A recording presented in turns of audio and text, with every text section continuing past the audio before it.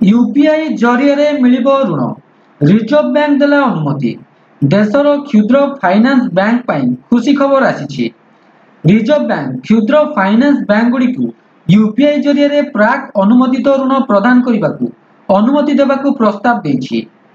Reserve bank द्विमासिक रणनीति समीक्षा घोषणा समय गवर्नर शक्तिकांत दास यही घोषणा करिसेंति।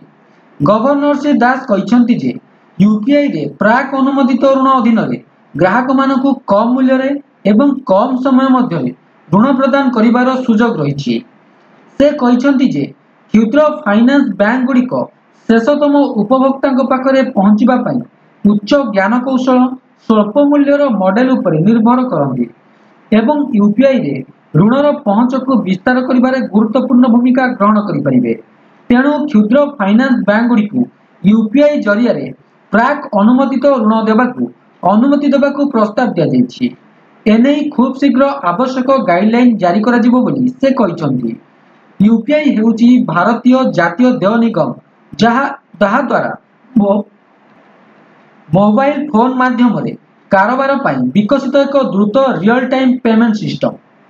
सेप्टेम्बर 2023 रे यूपीआई रो परिसर वृद्धि करा जायतिला।